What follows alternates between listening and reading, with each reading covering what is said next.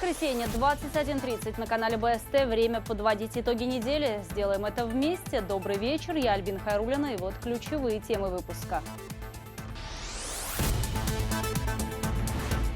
Серный смог и сибайский туман разгоняют гигантские вентиляторы. Карьер готовят к затоплению, мошенники пошли в наступление. Запись только 1000 рублей, а прием я не знаю, сколько бы предложила она. За деньги, но без очереди обещают записать к врачам, а детей отправить в Крым. Генетический код и где кроется разгадка. Мы определяем все пробелы в организме, на которые вам нужно обратить пристальное внимание. Чтобы съесть, чтобы похудеть и каким препаратом лечиться. Предрасположенность к болезням, алкоголю, кофеину, лактозе и даже видам спорта можно считать с молекулой ДНК. Кто пишет посты за Радия Хабирова и почему он не любит интернет? Я надеюсь, не оскорбляю, там социальная сеть называю инструментом. Я его так вижу. Чиновников окутали социальные сети, меньше фильтров, больше правды жизни. Как сделать аккаунт эффективным и привлечь не фейковых подписчиков? Попутным ветром и над облаками. Вот они словно в тумане, в самой густоте. Вот там вот тень от нашего шара в самом центре. На воздушных шарах через Уральский хребет. Путешествие в прямом эфире и с перерывами в подаче газа, как полетали на фестивале «Самрау».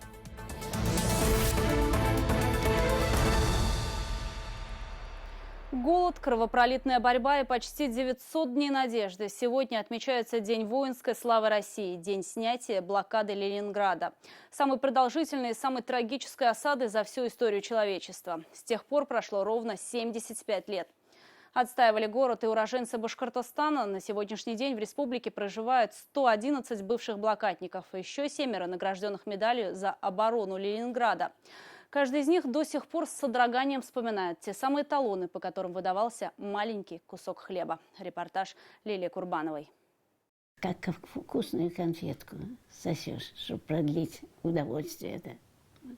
Вот таким образом. Но быстро все это получалось. Кусочек хлеба с полладони и весом ровно 125 граммов. От его аромата темнело в глазах, вспоминает Аниса Абдрашитова. Впрочем, хлебом назвать этот паёк было сложно. Смесь хлопкового жмыха, отрубей, целлюлозы и сосновой коры. Даже мысль о том, что завтра по талону выдадут очередную, пусть крохотную порцию, помогала выжить. Только вот сил отстоять длинную очередь хватало далеко не всем. Чувство там не приходит. Так она не пришла, и она умерла.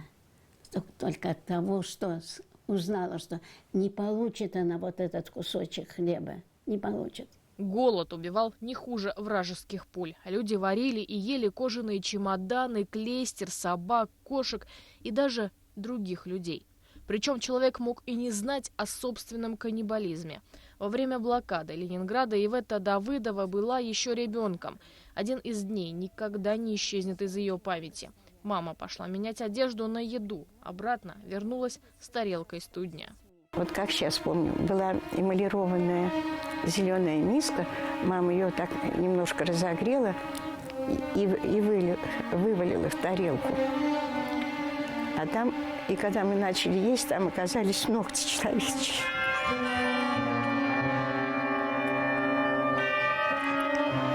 Мама, конечно, это все у нас вырвала, а мы орали и плакали. В семье Давыдовых до сих пор не едят все, что напоминает желе.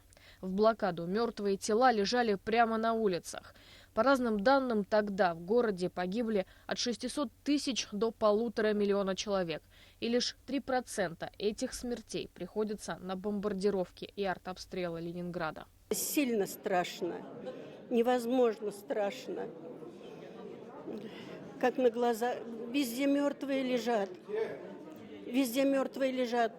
Где мертвые лежат, я маленькая выхожу с чайничком, беру снег, таем, пьем. Даже воды не было. Более 1 миллиона ленинградцев было эвакуировано во время блокады. Коснулась она и Путиных.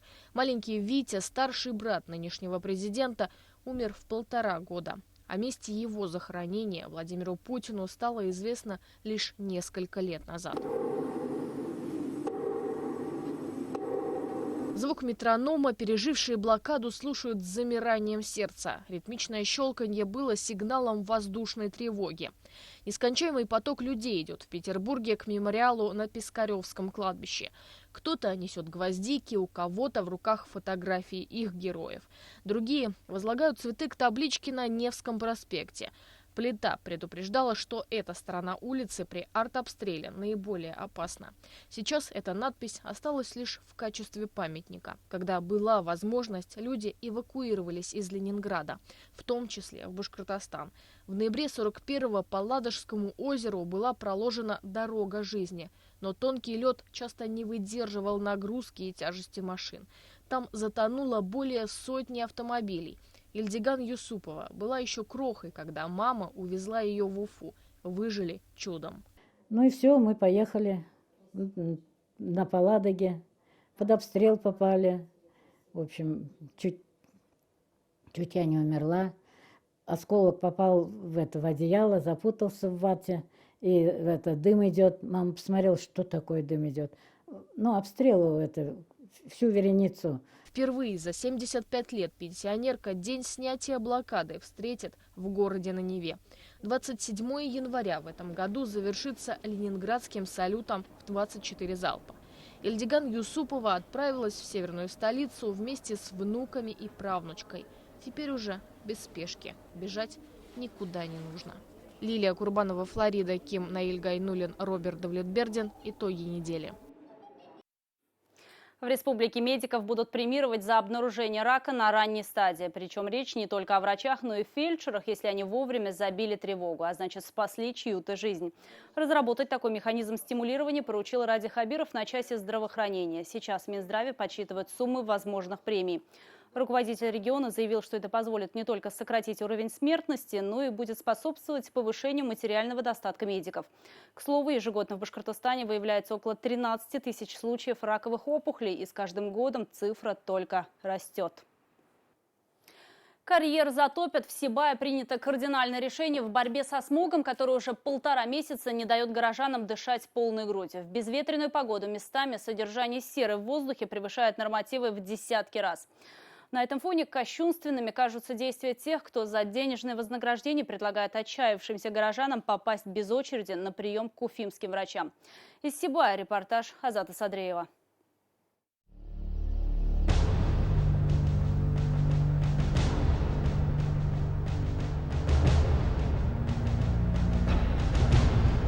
У нее спрашивала: вы кто, уфимская комиссия? Она отвечает: да. Своего сына-аллергика Гульшату Мурзакова не видела несколько недель. Студент учится в Магнитогорске и из-за диагноза боится приезжать в родной город. Решив справиться и о своем здоровье у уфимских врачей, командированных в Сибай, женщина через интернет получила заманчивое, но весьма сомнительное предложение. Заподозрив неладное, обратилась в полицию. Я позвонила регистратору, уточнит, кто такая Милена Петрова и почему она у меня просит за запись 1000 рублей. Запись только 1000 рублей, а прием я не знаю, сколько бы предложила она. Прием совершенно бесплатный по предварительной записи наших сибайских коллег. Прием будет ежедневно с 9 до 5 часов. Попасть на прием смогут все желающие. На неделе было принято решение о продлении работы медицинского десанта до начала весны. Каждую неделю уфимские специалисты будут сменять друг друга вплоть до 1 марта.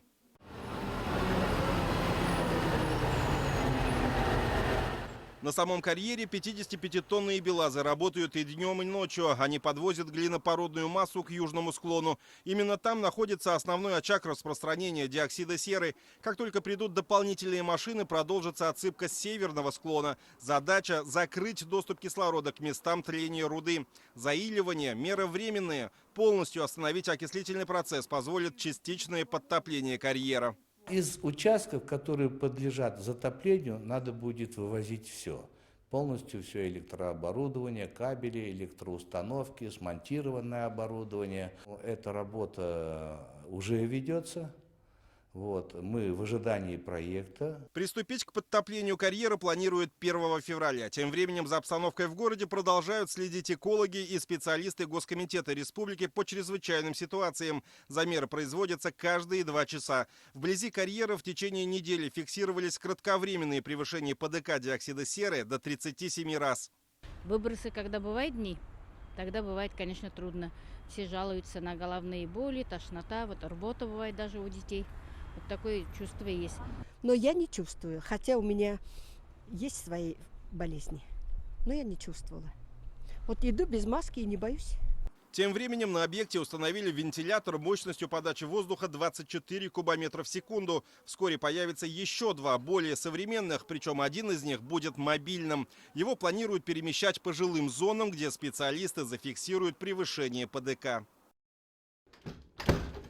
Ну так, несколько раз в день я проверяю, окна закрыты, не закрыты, потому что невозможно дышать. Пока жена ходит по больницам, Олег Пономарев занят домашними хлопотами. Карьер виден прямо из окна, поэтому на улицу семья старается выходить как можно реже. Начало осени, эта ерунда пошла. Люди шумели, но реакции никакой не было, пока президент не приехал. А так бы, если бы, я думаю, если президент бы не приехал, так бы и все осталось бы. Тяжело переносит смог и домашний питомец. Кот Лева лишь недавно начал снова играть с детьми. До этого старался прятаться под диваном. От окна Олега Пономарева до Сибайского карьера не более километра. Его отвалы начинаются сразу же вон за теми домами. Поэтому в случае превышения предельно допустимой концентрации диоксида серы в воздухе жителям данного микрорайона приходится тяжелее всего. Несмотря на то, что обстановка в городе к концу недели немного стабилизировалась, жители держат наготове медицинские маски и респираторы. Дополнительные средства индивидуальной защиты раздали в школах и детских садах. Азат Садреев, Руслан Батыргареев, Булат Закирьянов и Азат Ишбулатов. Итоги недели. Сибай. Как развивать города и районы республики, решат мозговым штурмом. Это новый формат общения, в результате которого должен родиться некий манифест, запустил Ради Хабиров. Активный пользователь соцсетей сделал неожиданное заявление, что не любит интернет. Но его позиция – власть должна быть там, где и население. Руководителя региона накануне ждали на Digital Курултае, который организовали блогеры, а еще ждал 5-летний Рамазан, который стал известен на всю республику благодаря соцсетям Ради Хабирова. Кто скрывается за его аккаунтом, пишет посты, что отличает благосферу республики, знает Динара Таймасханова. На чашку чая руководителя региона 5-летний Рамазан ждал с самого утра. Поэтому, увидев на пороге Радия Хабирова, не растерялся, а сразу полез в пакет за подарками. А там конструктор ему и кукла сестренки. Их первая встреча состоялась на улице деревни Еникеево. Вот тот самый кадр и рукопожатие, набравшие 1000 лайков в соцсетях. Сегодня Радий Хабиров решил вновь заехать к старому знакомому. Я тоже не ожидала. Нам вот вчера сообщили или когда? Нет, позавчера. Позавчера, да. Ну, конечно, полная неожиданность. Да, сейчас приехал, такой тихо сидит, там, вот вам 25-го приезжает. Я думала, он пошутил. А в этом зале санатория Ектыкуль активного пользователя соцсетей Радия Хабирова ждали блогеры. Участники второго Digital Курултая. «Я не поклонник интернета, потому как ближе книга», неожиданно для собравшихся заявил руководитель республики. Но его позиция – власть должна быть там, где население. Поэтому посты пишет только сам. Аккаунт руководителя республики назвали «живым». В подтверждение рост подписчиков и количество комментариев. Из зала прозвучало предложение титровать материалы блога, потому как большинство пользователей смотрят видео без звука. Я надеюсь, не оскорбляю, там социальная сеть называю инструментом. Я его так вижу. Продавливаю свои смыслы. Как я вижу, как я работаю, почему я это буду делать, независимо ни от чего. И если правильно построить работу в этой части, то многое может на самом деле получиться. Через соцсети обнаружилось больше 60 тысяч проблем жителей республики. Часть из них уже решены. Ожидать приема к власти не надо. При помощи хэштегов и комментариев чиновники сами выходят на связь. За 3 месяца работы руководителя региона аккаунты впервые завели еще 400 тысяч жителей республики. В онлайне стало и больше чиновников. Большинство наших чиновников люди умные, и они прекрасно понимают, для чего все это делать. И от того, что наши чиновники начали активно, я бы не сказал, сидеть в соцсетях, это не совсем так. То есть они начали просто активно мониторить и смотреть, что происходит вот там, где наши люди находятся. А блогеры уже открывают школы, где учат создавать интересные аккаунты. Чтобы аудитория читающих стала больше, картинка и текст постов не на первом месте. Меньше фильтров, ближе к обычной жизни. Живой настоящий контент. То есть если вы показываете свою жизнь, такая, какая она есть, без фильтров, с каким-то бардаком, пусть это будут там дети, которые плачут на заднем фоне, пусть это будет живой настоящий контент, и это всегда лучше намного заходит, нежели чем искусственные и сделанные такие фотографии. На самом деле любой человек со смартфоном — это уже блогер, потому что он может, у него есть социальные сети, он может выложить видео или фоточку, да, которая моментально распространится по другим социальным сетям, попадет в СМИ, будут новости.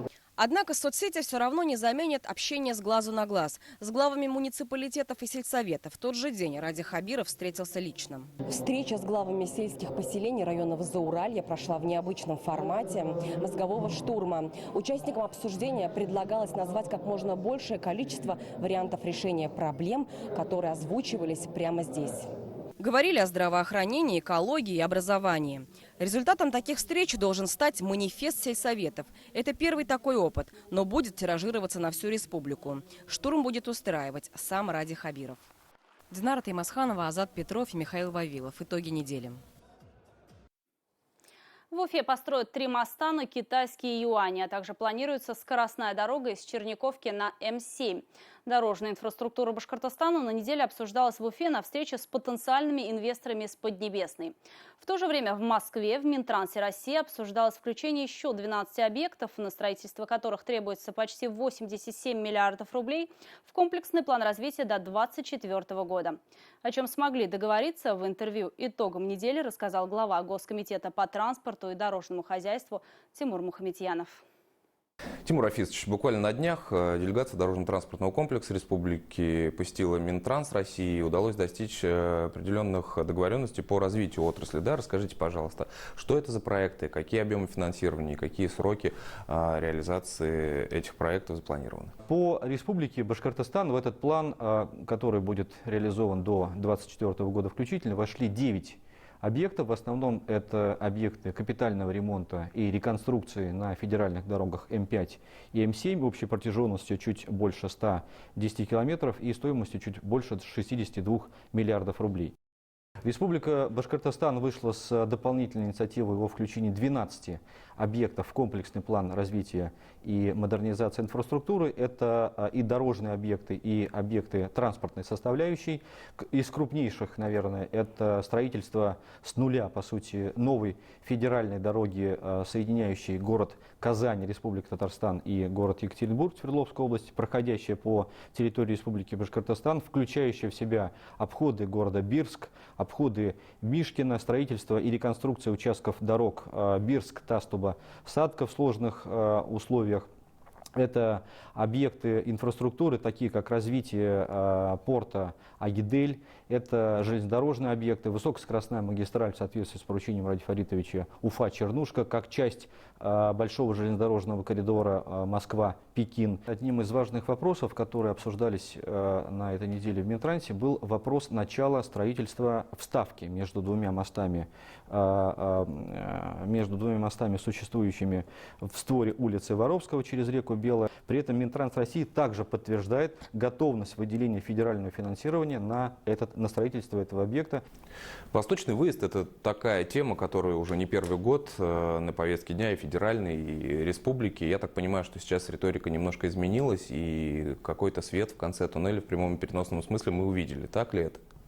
Проект является в высокой степени готовности, он уже получил положительное заключение глав госэкспертизы России, и в этом году подрядная организация получила разрешение на строительство. На встрече 24 числа также обсуждался этот вопрос, и в целом мы понимаем, что со стороны Минтранс России в этом году уже есть готовность и возможность выделить иной межбюджетный транспорт в объеме до 1,5 миллиардов рублей, которые будут направлены на строительство восточного выезда.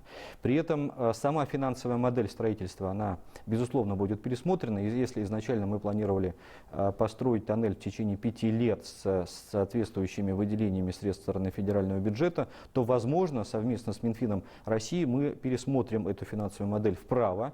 Иными словами, федеральная поддержка в ежегодном ее исполнении будет в некоторой степени уменьшена, но общий объем финансирования предполагается около 20 миллиардов рублей. А что касается частных инвестиций, тот же Восточный выезд предполагался, что там будут участвовать частные инвесторы, в том числе и из Поднебесной. Кстати, вот на этой же неделе вы проводили ряд переговоров как раз с китайскими инвесторами.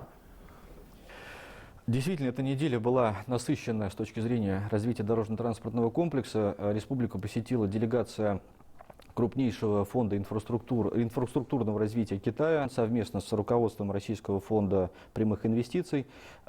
И китайский фонд проявил заинтересованность в участии в строительстве 3 мостовых сооружений по Уфимской агломерации. Это мост Цвори Интернациональная и 2 проектируемых моста из Демы в Нижегородку и со стороны торгового центра Мега через Кузнецовский затон, далее на улицу Менделеева, которые бы в перспективе разгрузили основной наш транспортный въезд и выезд из города Уфы, это в южный въезд, максимально загружен на сегодняшний день, коэффициент загрузки по которому составляет более 30%, как я уже говорил, практически 120 тысяч приведенных автомобилей в сутки въезжает и выезжает в этом направлении. Спасибо вам большое за это интервью. Спасибо.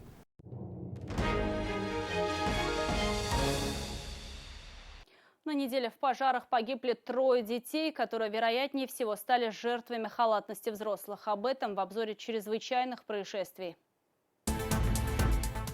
В селе Октябрьское Иглинского района вспыхнул бревенчатый дом. В ходе тушения огнеборцы обнаружили тела 38-летней местной жительницы и ее детей 6 и 2 лет. По словам соседей, за час до трагедии женщина жаловалась на запах гари из счетчика и отправилась искать электрика. Узнав о пожаре, она бросилась обратно в дом, чтобы спасти детей, но назад никто не вышел.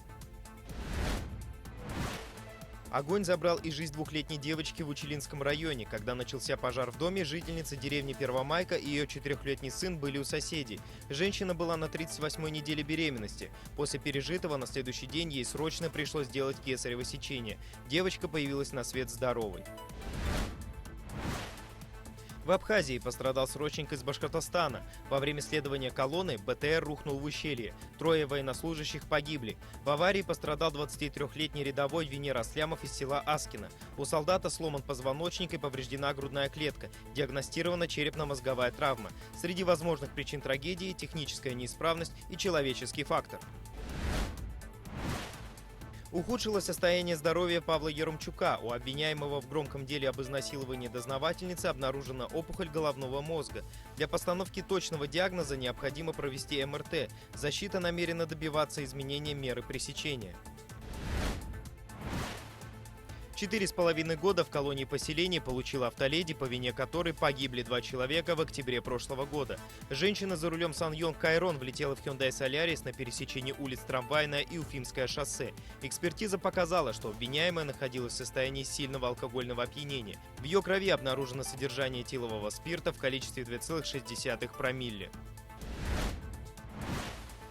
В уфимской гостинице «Амакс» отравились 12 детей. Предварительный диагноз – кишечная инфекция. Школьники приехали в столицу на региональный этап Всероссийской олимпиады по биологии. Учащиеся госпитализированы в инфекционную больницу.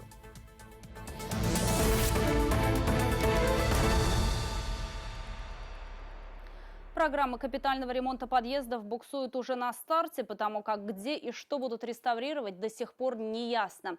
Ради Хабиров раскритиковал работу Министерства ЖКХ, поручив создать списки с конкретными адресами и суммами. Не дождавшись, руководитель региона сам отправился по городским дворам. Предполагается, на новый облик входных групп многоэтажек направят 6 миллиардов рублей.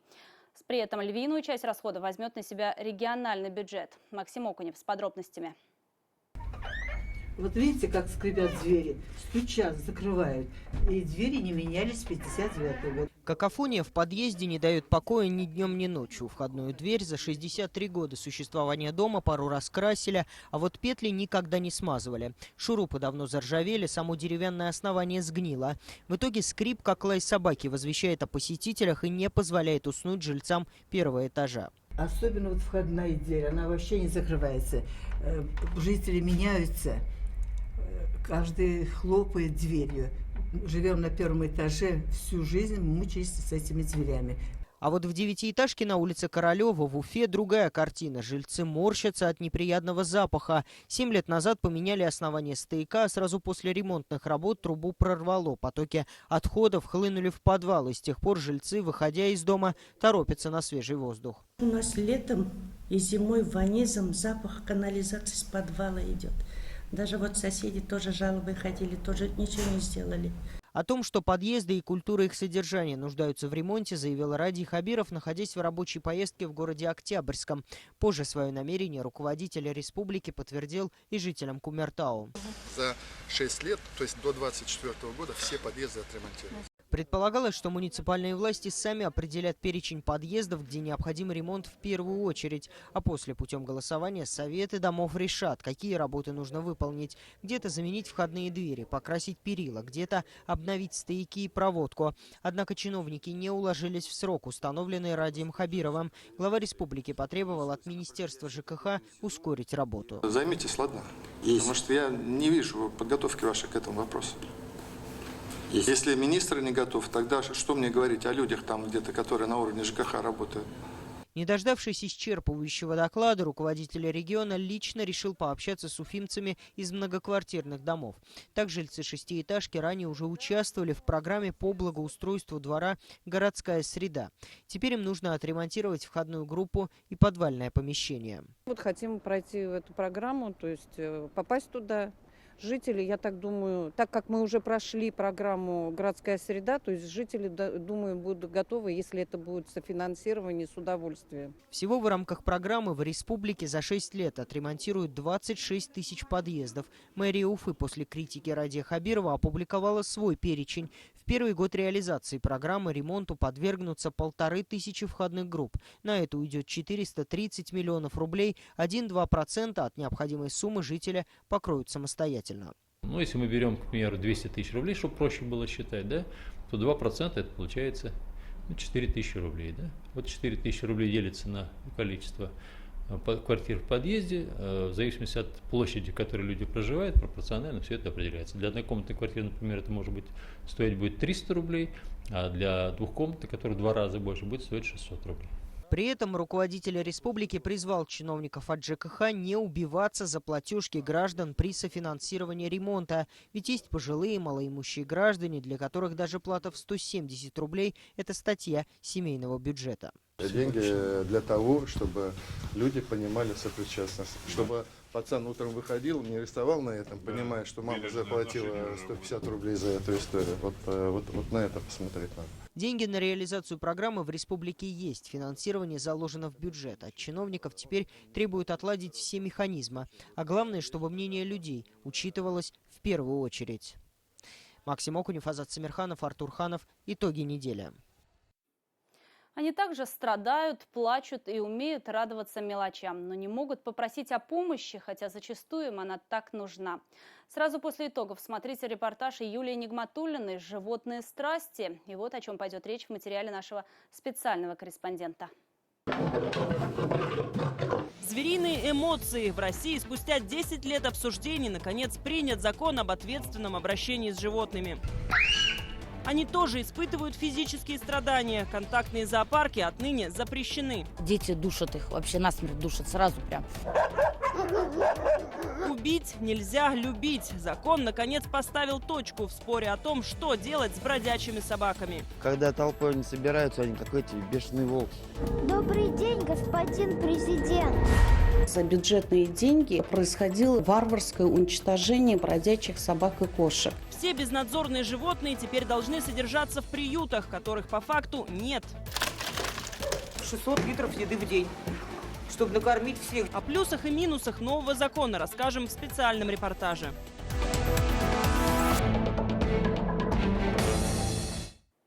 На неделе власти Китая официально подтвердили рождение первых в мире детей с отредактированной ДНК. Близнецы Нана и Лулу появились на свет с иммунитетом к ВИЧ. Мировое сообщество резко осудило профессора, который вмешался в гены эмбрионов. Между тем, за генетикой будущее, говорят ученые. К примеру, в Уфе уже четверть века определяют предрасположенность людей к разным болезням, видам спорта или алкоголю путем лабораторных исследований. Есть и коммерческие структуры, которые за деньги составят ваш генетический паспорт. Азат Самирханов сдал ДНК-тесты и попытался понять, какие секреты хранят наши гены. Ко мне подошел Джеймс Уотсон, это лауреат Нобелевской премии, который открыл двойную молекулу структуры ДНК. И вся генетика вообще пошла именно вот от этого человека. Эльза Хуснутдинова рассказывает, что встреча с основоположником современной генетики дала ей большой стимул к изучению ДНК человека. За четверть века директор Института биохимии Уфимского центра РАН поработала в американских лабораториях, объездила весь мир, изучая структуру генофондов разных народов и этнических групп. В кабинете доктора наук целая коллекция кукол в национальных костюмах. Многие люди интересуются своей родословной, о своей генетической истории по женской линии, по мужской. Популяцию человека уфимские генетики изучают многие годы. Это они, к примеру, выявили, что у людей, живущих в Башкортостане, высокая концентрация генов, присущих англосаксам и баскам. Но сегодня главное для ученых – это дородовая ДНК-диагностика на предрасположенность к наследственным заболеваниям. Сейчас мы разработали такие подходы для дородовой ДНК-диагностики примерно для 50 наследственных заболеваний. И все эти разработки внедрены в работу медико-генетического консультирования. И проводится такая дородовая диагностика в нашей республике. А еще здесь изучают эффективность лекарственных препаратов по структуре ДНК. Например, треть всех людей вообще не воспринимают аспирин. А ведь он есть в доброй половине препаратов нашей аптечки. Это направление называют фармакогеномика. Булат Елаев как раз из их числа и пришел к генетикам, чтобы понять, какую дозировку ему нужно использовать при лечении. Я вдохновляюсь идеей о том, что действительно не все так просто, и у каждого есть своя особая уникальность. А проверить, действительно ли у меня будет все это эффективно лечиться, или же я буду, мягко говоря, обманут системой, и, может быть, все было зазря. Но практика должна быть разумной, сходится во мнении генетики. К примеру, наука давно способна вмешиваться в структуру ДНК растений или животных. Но если с флорой экспериментировать можно, то с фауной категорически нет. Что уж говорить о человеке, хотя и этот рубеж уже пройден. В конце прошлого года в Китае родились первые дети с измененной ДНК. А на этой неделе власти Поднебесной официально подтвердили это. Близнецы Лулу и Нана были отредактированы, если так можно выразиться, ученым Хэ Цзянькуем. Он объяснил, что вмешался в их природу для того, чтобы младенцы были невосприимчивы к ВИЧ. Мировое сообщество резко осудило ученого, мол, то, что мы можем, не значит, что мы должны. Ведь редактирование генов неизбежно приведет к мутациям, и если продолжить вмешиваться в природу человека, то через 100 лет наше общество будет состоять из мутантов или армии универсальных солдат. Одним словом, такими вещами не шутят, резюмируют генетики. Я вам даю такую специальную пробирку, здесь находится тампон. При вас я ее открываю, и вы самостоятельно собираете анализ. Уфимские биологи 1,5 года назад основали небольшую компанию по исследованиям клеток ДНК. Сегодня за их плечами уже 70 тысяч лабораторных анализов, филиалы в 3 регионах страны и несколько направлений деятельности. Это усвояемость витаминов, усвояемость минералов. То есть мы определяем все пробелы в организме, на которые вам нужно обратить пристальное внимание для того, чтобы это предотвратить. Генетика вообще рождена для того, чтобы предотвращать, а не лечить. Но и мы пошли дальше. Это уже какое-то лечение персонально прописываем, исходя из генетики. То есть любой человек теперь может узнать о предрасположенности своего организма к алкоголю, кофеину или усваиваемости лактозы, что поможет сбалансировать вес или понять, какой вид спорта для вашего ребенка подходит больше остальных. Мы живем в удивительное время, говорят генетики, и правильное использование достижений современной науки позволяет людям знать о себе все и жить так, как заложено природой. Азат Самирханов, Ахит Халимов, Булат Садриев. Итоги недели. Экстремальное путешествие над облаками на воздушных шарах через Уральский хребет на озере Яктыкуль сегодня завершился фестиваль «Самрау». Экстремалы, иначе их и не назовешь, совершили на аэростатах 8-часовой перелет. Команды собрались со всей России. На всем протяжении маршрута покорители воздушного пространства вели трансляцию в соцсетях. К слову, один из экипажей едва не остался без газа. Айгуль Резяпова знает, что произошло.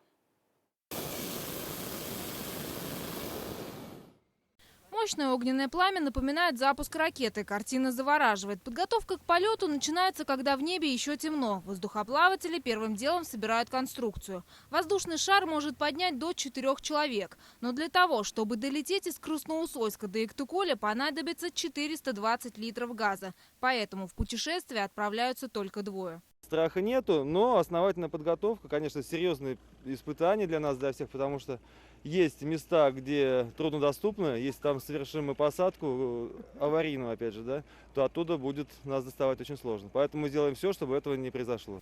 После сборки основания участники надувают шар. На это уходит около 5 минут. Теперь остается дело за малым. Важная деталь – это теплая одежда. Ведь чем выше поднимается аэростат, тем холоднее. Поэтому в экипировке шерстяные носки и валенки. Каждый километр плюс 4-5 градусов. То есть, если сейчас внизу 12 у нас, то на километре будет еще холоднее на 5 градусов. Ну и, соответственно, мы поднимаемся еще на километр, еще минус 5. Сейчас подняли аэростат, вроде все хорошо. Сейчас будем стартовать все вместе. Дождемся последнего и все, и летим. Перед тем, как отправиться в путешествие, все экипажи проверили систему воздушного шара. Если погода не подведет, то уже через 8 часов все команды доберутся до пункта назначения. И уже завтра в Абзелиловском районе стартует фестиваль воздухоплавания «Самрау». Старт прошел успешно. Все 7 экипажей поднялись в небо Гафурийского района. Далее члены экспедиции пролетели 160 километров по самым живописным местам Уральского хребта. Путешествие не обошлось без экстренных ситуаций. Во время перелета у одного из экипажей заклинил механизм, подключающий баллоны с газом к горелке. Пилот принял решение продолжить путь. Пошел на риск. Профессионализм и опыт позволили не только пересечь Уральские горы, но и приземлиться недалеко от запланированной точки у озера Иктыкуль. У нас в одном момент переключения заклинило гайку. Баллон был за бортом, неудобно было, просто как-то, видимо, пошло наперекосяк. Ни туда, ни сюда. И в итоге минут 20, пока мы справились с ситуацией, залетели, скажем так, без резервной горелки. Ничего чрезвычайного не произошло, мы поднялись вверх, чтобы был у нас запас в любом случае по высоте. Да? Немножко попереживали, но точно без паники и без происшествий. Ну что, мы сейчас находимся прямо над горнолыжным центром. Позади меня озеро. Этот полет для Инай Ядренкиной стал первым в жизни. Уфимка любит реализовывать сложные проекты, поэтому решила присоединиться к экспедиции. Для нее это стало не только испытанием в преодолении страха, но и ответственностью перед участниками фестиваля. На хрупкие плечи возложили миссию сбора аварийных пакетов. А это комплект, который необходим при экстремальной посадке. Палатка, спальники, ракетница и еда, которой хватило бы на 2 дня проживания в лесу в экстремально холодных условиях. К экстремальному варианту перелета над Уральским хребтом мы готовились. Мы гораздо теплее одевались. Мы продумывали, как мы будем питаться. Мы продумывали о том, что будет, если будут аварийные посадки. У нас была группа сопровождения каждого экипажа с машиной. Также нас сопровождали снегоходы на случай каких-то возникновений разных вопросов. Сейчас вот организовали первый фестиваль в Башкирии на озере Банное. Изюминкой фестиваля является перелет через Уральские горы, первый в истории полет. Участники получили море адреналина и незабываемые эмоции, ведь увидели красоту расстилающихся полей и гор Башкортостана с высоты птичьего полета. Вот они словно в тумане, в самой густоте. Вот там вот тень от нашего шара в самом центре. Айгуль Рязяпова, Азат Петров, Тимур Каюмов, Артур Галеев. Итоги недели. Гафурийский и Абзелиловский районы. Такой выдалась уходящая неделя. Далее специальный репортаж нашего корреспондента Юлии Нигматуллиной «Животные страсти». А я с вами прощаюсь до следующего воскресенья. Будем вместе подводить итоги недели.